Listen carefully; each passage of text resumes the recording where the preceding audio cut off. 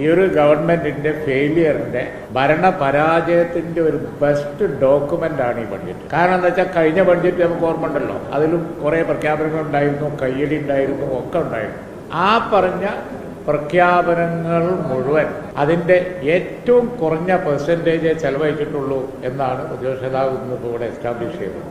എന്താർത്ഥം പിന്നെ കഴിഞ്ഞ ഒരു കൊല്ലത്തെ പ്രഖ്യാപനങ്ങൾക്കുള്ളത് 50% പോലും ചെലവഴിക്കാൻ കഴിഞ്ഞിട്ടില്ല.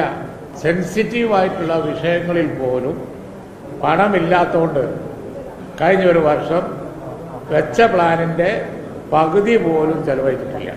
എന്നിട്ട് ഇപ്പം അല്പം കൂട്ടി വെച്ച് കയ്യടി വാങ്ങിയിട്ട് എന്താ കാര്യം? എന്ത് പ്രഖ്യാപിച്ചാലും അതിനൊരു തെരഞ്ഞെടുപ്പ് ഡോക്യുമെന്റിന്റെ ഞങ്ങളെ മാനിഫെസ്റ്റോയിൽ ഞങ്ങൾക്കും പറയാം, പെൻഷൻ കൊടുക്കും, അത് കൊടുക്കും, ഇത് കൊടുക്കും. കാരണം ഒരു മാസം പോലും കൊടുക്കേണ്ടി വരില്ല.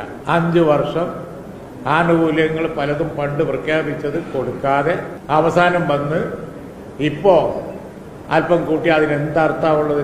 വെച്ചത് ചെലവഴിക്കാത്തവനാണോ പിന്നെ കൂട്ടേണ്ട കാര്യം പറയുന്നത്? ഭരണപരാജയത്തിന്റെ ബെസ്റ്റ് ഡോക്യുമെന്റ് ആണ്.